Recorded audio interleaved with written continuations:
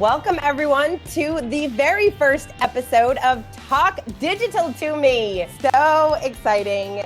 This is going to be a really fun project because the people over there at Convince and Convert, all the team is doing amazing work, and Jay kind of leads it up, and we all see him out and about and speaking and writing books and all over the place. But there's so many things that go on behind the scenes that you don't know about, and it's all of these amazing team members. And so every time we do one of these shows, I'm going to be interviewing one of the Convince and Convert team members, and we're going to be talking about a different strategy, a digital marketing strategy to help you with your business. Of course, today's first one is with the president and CEO, Jay Baer. Thanks so much for having me. Thanks for being a part of Talk Digital to Me. So here's what happens. So I've had Convince and Convert now for 8 years, and people, see me at conferences or whatever in airports, and we start talking about the business, and they can never believe how many people there are at Convince and Convert and how multifaceted the company is. And we're doing all this consulting work for amazing brands like the United Nations and Adidas and SAP and Cisco and all these great brands. And then we have the whole media division. We have 6 podcasts a week that we produce, and an award-winning blog and a daily email and all this stuff. And people think in some cases it's still just me. And I'm like, it's definitely not just me.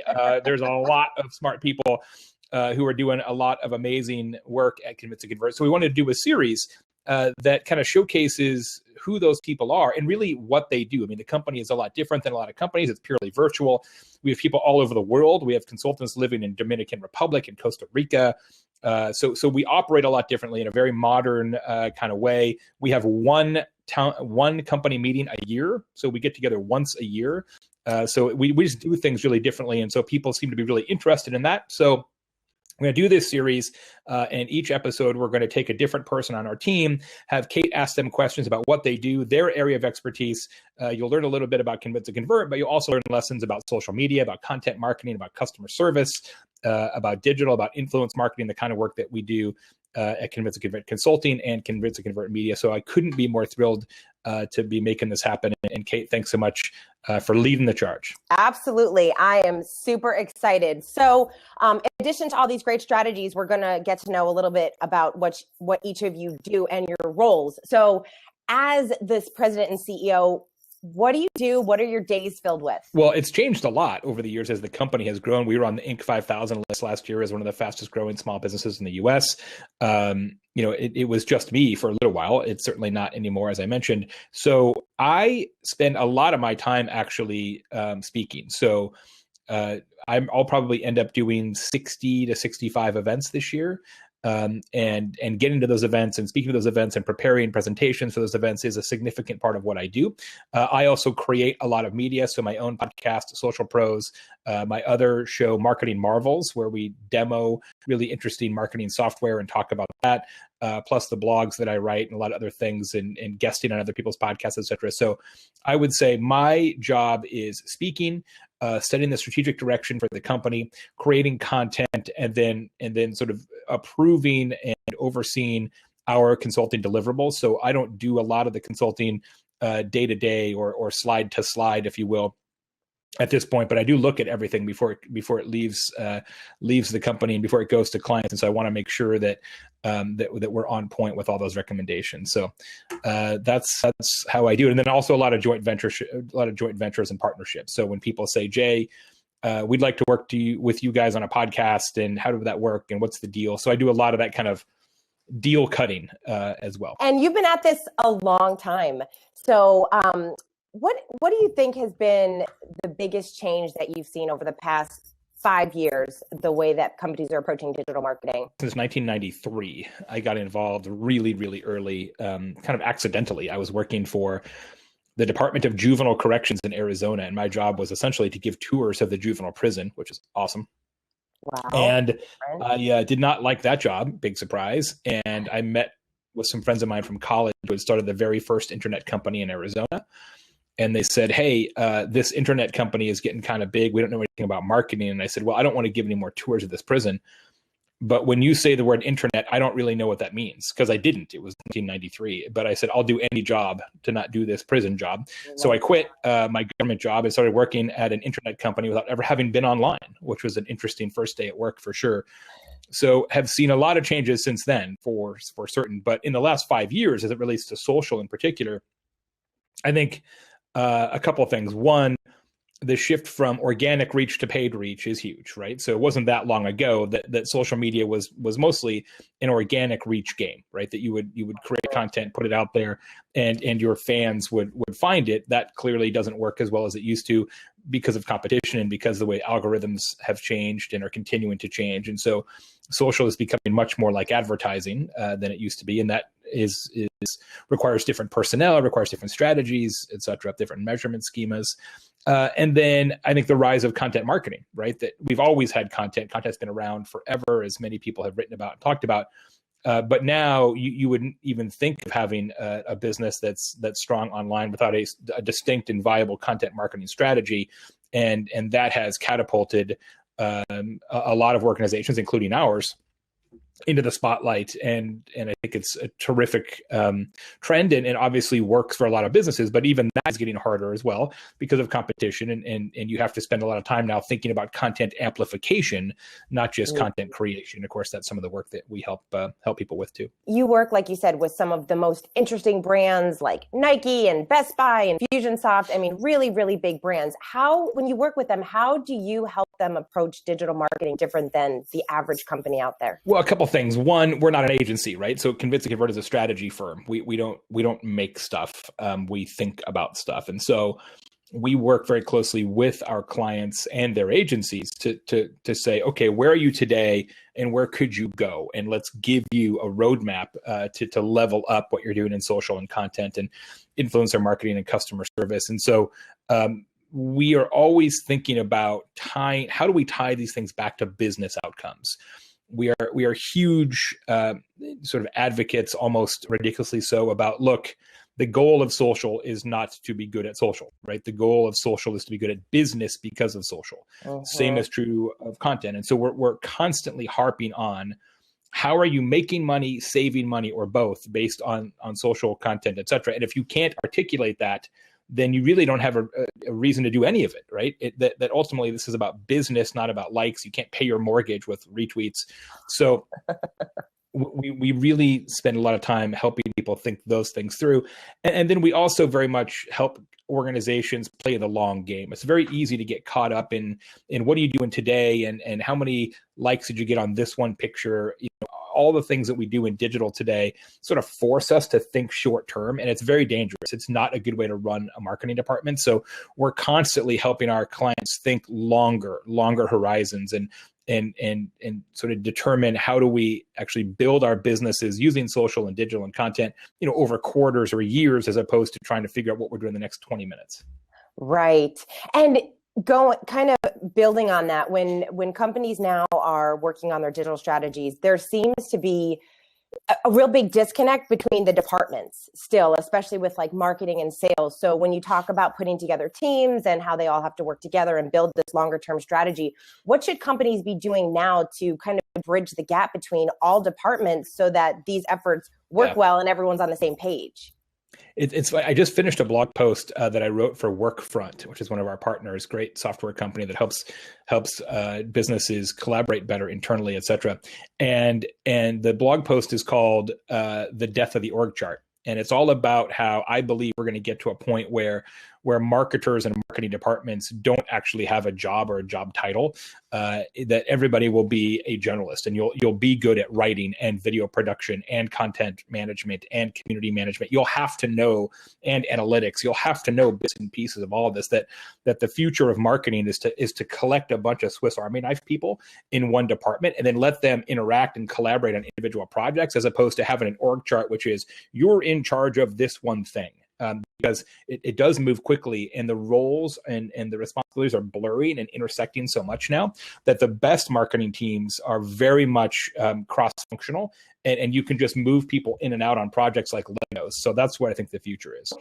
I think for a lot of small businesses, even in a small business, that's really challenging. So with these bigger brands that you work with, can you give an example of some someone that you went in and were able to help them kind of restructure their team in a different way to be more productive? We're in the middle of a bunch of those projects right now. I can't say any that have kind of all the way figured it out, because you have to do it over time. You can't just like walk in and say, hey, you guys who have a specific job, you're fired.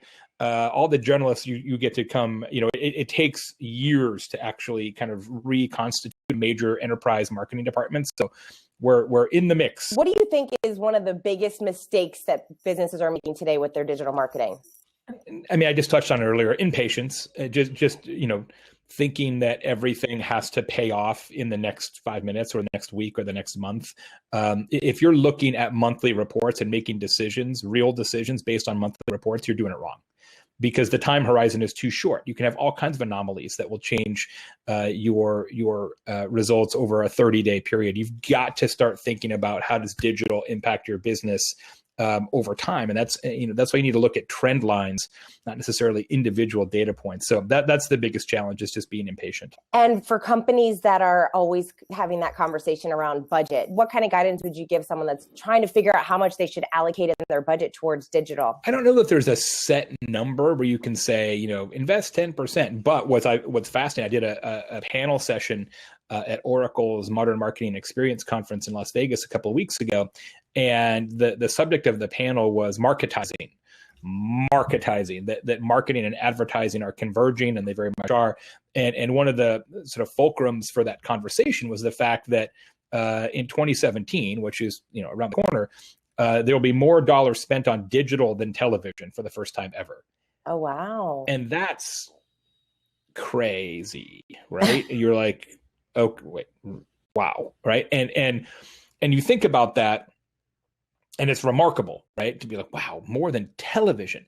But when you actually kind of break down the numbers, digital, in terms of the time spent, the amount of time that people spend online, and the amount of dollars spent, is still under advertised, especially mobile. So even though we have a lot of promotion, we have a lot of advertising, we have a lot of content, we have a lot of everything in digital, it's still sort of under optimized in terms of messages and consumers. So we're just scratching the surface. We can track better than ever before where we're spending and what kind of results we're getting. So 2 things: what should people be tracking and measuring? And then, do you have any great apps or tools that you recommend most of your clients use to help them do this? You've got to track in multiple levels, right? So when we think about content marketing, for example, we've got a very popular presentation on my SlideShare account called the 4 main types of content marketing metrics.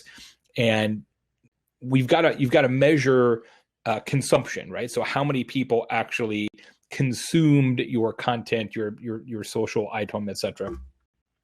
And then you have some sort of behavior metric. So that could be a like, could be a comment, could be a click. It's some sort of activity metric. Then the third level is some sort of lead generation metric. So did people who interacted with this piece of content, this social object, did they then take a subsequent action which indicates interest in whatever it is that you want them to be interested in? So for example, not everybody's in the e-commerce business, of course, but even in our case, so you can't buy, convince, and convert services on our site. It's not like you can pay for consulting with PayPal, although maybe. But if somebody, for example, watches this show and clicks a link that will be embedded in this episode, and then subsequently comes to our site and then visits one of our consulting services pages, that's a behavior that, while not a trackable lead in that we've collected their information, clearly shows that they have an interest, right? And so capturing that behavior is really, really important. That's the third level. Then the fourth level, of course, is actual sales, to say, look, this person became a customer, gave us money, et cetera, as a result of this content or the social object. And so you always have to build metrics around 4 layers: consumption, activity, leads, and sales, right? And so you create a metrics narrative that checks all of those boxes. Lots and lots of great tools out there. We use Rival IQ a lot for tracking and competitive analysis. That's a company that I'm invested in. There's a lot of other great tools out there. There is no bulletproof tool though, right? I mean, marketers are always like, well, what's the one tool that I can use that will spit out my ROI reports for social media? I'm like, there is no such thing. And you know what? Here's the dirty truth, Kate. Somebody says, what's the very best tool for measuring social media and content marketing? Excel. I mean, that's the truth. Pulling the numbers and actually analyzing them.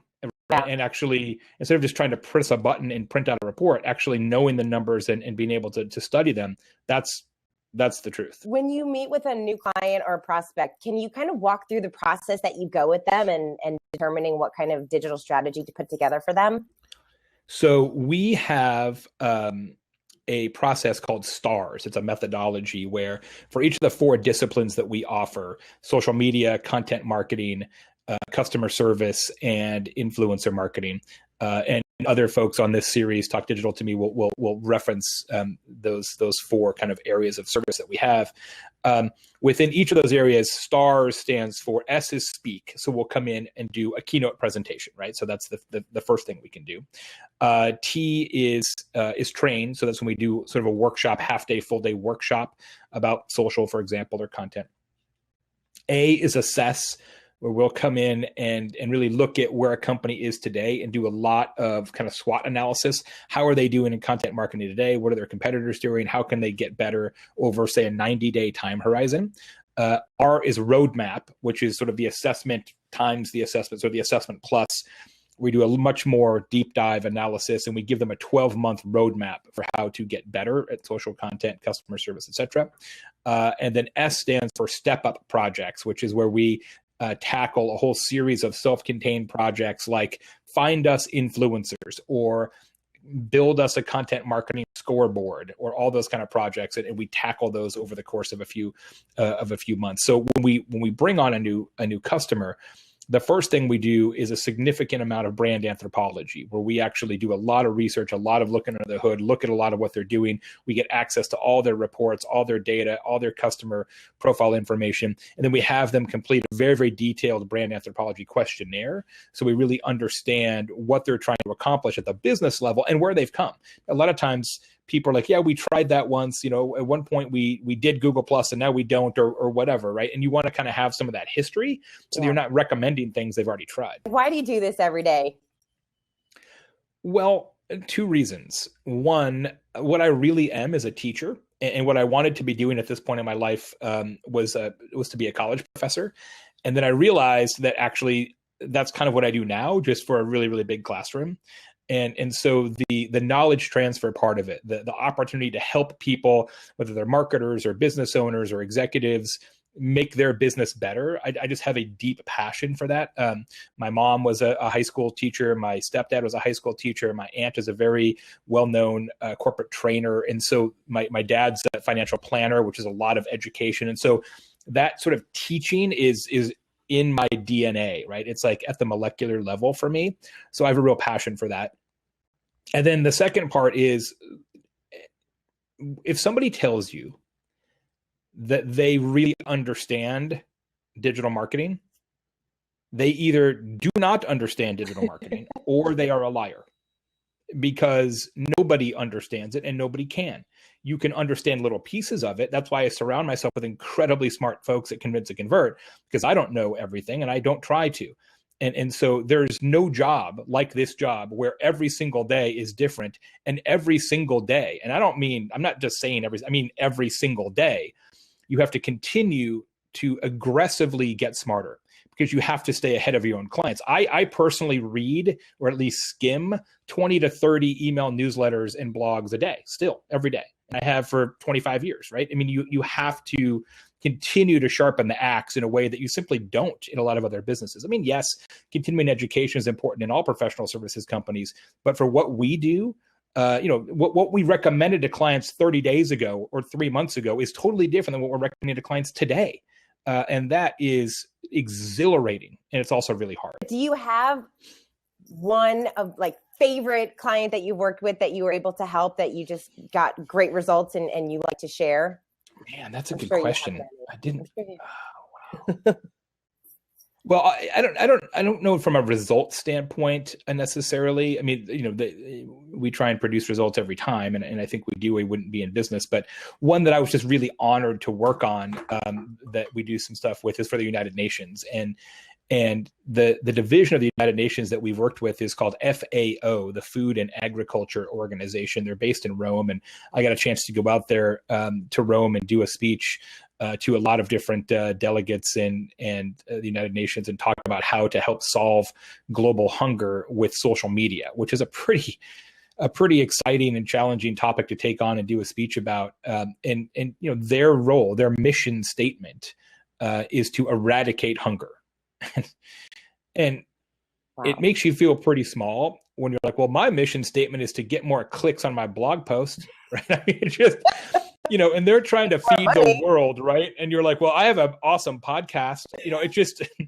It's just so humbling to work on a project like that and with people like that who not only are incredible professionals, I mean, so smart and really fantastic, but just, a higher calling in the true sense of that word. So that's probably one of the clients that we have worked with that I'm the most proud of. That's awesome.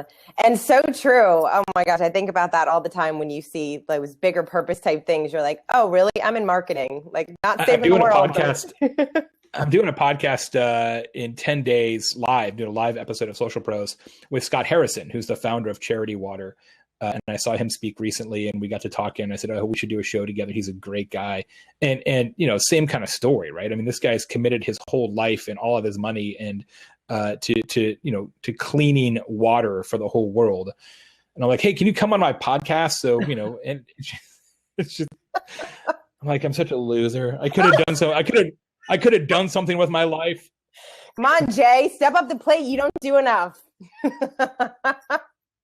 That's why, my background's in politics. I was originally a political consultant. That's what I did. I ran political campaigns, and people ask me in all different areas. Yeah, no doubt. People ask me, well, "Hey, don't you want to run for office?" I'm like, no. I know way too much about how that actually works. Oh my gosh. Not interested. Yeah, no, I would never be either. But good for those people who do. We need them. Hey, but if people are going to get elected with social media now, maybe I got a chance. Right? There you go. I don't have Trump Twitter followers, but I got a lot. So maybe. So we're going to make the internet great again. Let's do it. And you are leading. I need a hat. I need a red hat. Somebody send me a hat. Jay Baer leading the charge. Well, look, you're trying to produce love on the internet. Hug your haters. Like, let's do this. Well, it's funny you mentioned that, because we had an idea. It didn't materialize, but with my PR firm, we had this idea that we were going to just send like boxes and boxes of copies of my book, Hug Your Haters, to Trump rallies and just like hand them out. It's just like a viral media stunt. And it ended up not materializing for a bunch of reasons. But yeah. That is awesome. Well, you know what I think is it's so interesting, just speaking about politics and just different people online, the way that people communicate online, where you feel like you know someone just because you're tweeting them, or you get to just kind of see the great work that they're doing. And we all just kind of get to be cheerleaders of each other before you've even met them. And then if you go somewhere and actually meet them in person, you're just like in awe of them standing there. Yeah, or the opposite. Yeah. That is true. Obviously, people need to be looking ahead and not really taking this day by day. So how can companies get better at doing that? Strategically thinking what they should be working on now to be able to, have a recognizable brand, even if it's in their their little niche. I think part of it is always understanding what you're trying to accomplish ultimately, right? Let's continuously, like, here's a practical example.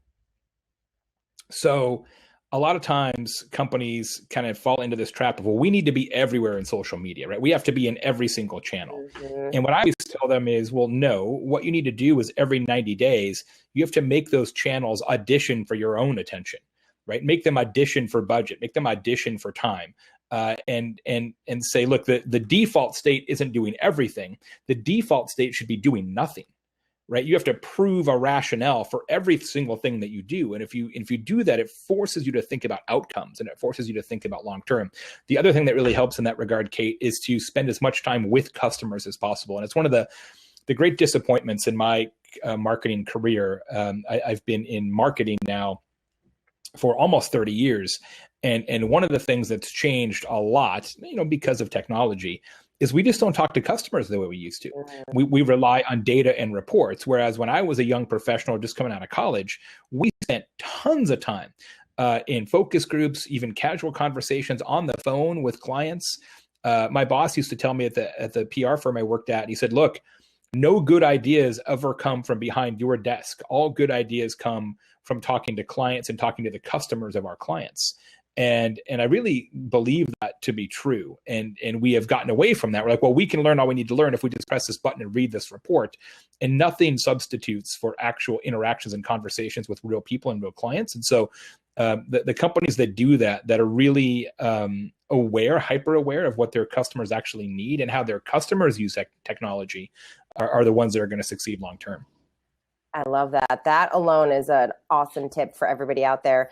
And one of the things that I really appreciate about your content and what you do with your books is you give such great examples of how companies do that to kind of help other companies see how they can just engage with their clients and customers a little bit more. Bonus round. But before I do you want to kind of share any other tips or little recap of today's session? I would say that of all the companies that we've worked with, and there's lots of them, the ones that are the most successful, the ones that are the best projects for us, and the ones where I think the outcomes are the best, are the ones that have the same attitude we have, which is we don't know everything, and we're totally okay with that. When it becomes a contest between the company and its consultants on who's smarter and who knows more and all that, then it's typically a very counterproductive engagement. And so we love people who have the courage to say we don't know everything, but we know how to find out, because that's how we approach the world. And I think it's a very healthy attitude, especially in digital, where you don't know everything. You may pretend to, but you really don't. And it's one of the things I don't like about right now in sort of the digital environment. There's a lot of people whose personal brand is based on the thesis that they have some sort of secret sauce. And there is no such thing as secret sauce. There's first mover advantage, but being first doesn't make you smarter. It just means that you're first. And I hope we can kind of wring that out of the industry at some point. Awesome. Okay. Are you ready for your bonus round question? I'm ready. I am ready. Okay. What is your marketing superpower? I think I'm a pretty good writer, but that's not really a superpower. I would say my actual superpower, I'm going to give you two. One is pattern recognition. So I can see patterns before most people can see patterns, and I pick up on them and I can identify them and talk about them. So utility is a good example, right? The concept of utility and useful marketing and turning that into a marketing thesis. I saw that coming before a lot of people saw it coming. But I would say my best superpower is I can identify talent. I tend to hire and surround myself with extraordinary people, which is why we're doing this Talk Digital to Me series. And that not just at Convince and Convert, but in all the companies that I've run. This is the fifth marketing services company that I've started. And I've hired, I don't even know, probably 250 people, 200 people. I don't know, a lot of people, all of whom are marketers. And of that batch, 2 didn't work out. Oh my gosh. And among the people that have worked with me as young professionals, something like, I haven't run the numbers recently, but it's something like 15 or 16 of those people have gone on to start their own companies. So I don't even know how. It's not like I have some sort of like amazing interview process or whatever. I've just got a really good sort of natural knack for within 20 minutes being able to identify this person has the magic or doesn't. And so that served me very, very well, because you're not having to replace people all the time. Oh my gosh. Yes. Most business owners envy that, I'm sure, because that is a process and a half to hire people, especially the right people. So number 2, what digital marketing trend are you most excited about? I am really excited about bots, the Facebook Messenger bots SDK, WhatsApp. This whole opportunity to use chatbots for marketing and for customer service. There's going to be some missteps there. There's going to be some spam. There's going to be some craziness. But it reminds me of when email first came out for business, which was going back a while. I mean, that's like when I first got started in the early 90s. It is going to change everything. I'm telling you, folks, if you're not really focused up on bots and the opportunity for your business, get on it, because it's going to happen way faster than you think, and it's going to be way more transformative than you think. I'm really excited and fascinated about where that's going to go. Cool. And if you could only have one mobile app for the rest of your life, what would it be? Well, I don't know about the rest of my life. Maybe like a funeral planning app would be a good idea. Is there one of those? I'm sure there is. But I would say, given what I do now, which I probably won't do forever, but based on my current life and for the foreseeable future, probably the app that is the most indispensable to me is TripIt, which is where it stores all of my travel plans. So here's when the flight leaves, here's where the hotel is, here's what time sound check is. Like it organizes all my travel and where I'm supposed to be at all times. And literally without that, I don't even know how people used to do that. Like I kind of do know, because I used to travel pre-smartphone, but I mean, we used to print out like a ream of papers and you'd staple it together, right? And you'd carry your batch of papers with you. And then when you got to one destination, you'd rip that one off and throw it away. I mean, it's like ridiculous, right? And so being able to have all my travel stuff in one app in TripIt is probably the most indispensable to me. Awesome. Yeah. Well, not everyone is on the road like 200 plus days out of the year. True. That is true. 180 actually is what it'll be this year, which is plenty. Awesome. Well, Jay, thank you so much. And thanks to everyone for joining us on this episode of Talk Digital to Me. Talk Digital to Me. I know. I feel like I want to dance every time I say that. We need to. Okay, let's commission some sort of sound effect for the end of the show. We do. Yes, we need a little sound effect. Something we could dance to. Something fun. Who's the next guest on this show? Jess is the next guest on the show, so we're going to talk all about the mighty Jess Ostroff, who was our managing editor and executive producer of Convince to Convert Media. She's also the president of Don't Panic Management. Some of you may know her brand. Jess is one of those people who started with me a long time ago as an intern and now has her own very successful business. So couldn't be more proud of her. You guys went to college together, right? We didn't go to college together, but she interned for me when she was in college. I'm old enough to be her dad almost, so we didn't go to college together, but pretty. But you have, you have a youthful glow, though, Jay. I do. You know why? Because I'm always indoors. I'm an avid indoorsman, which keeps you youthful. I think. Well, I have very soft hands. I have very soft hands for lack of physical labor. The tips of my fingers are calloused from the keyboard, right? But that's it. It's not like I'm swinging an axe anytime soon. I have a guy for that. I have an axe guy. You got a guy. Everyone needs a guy. I have a lot of guys, like a whole Rolodex of guys. Rolodex, there's a nice reference. There's a nice 1975 reference for you. Right? But thanks everybody for tuning in to Talk Digital. Let me tune in next time for Jess.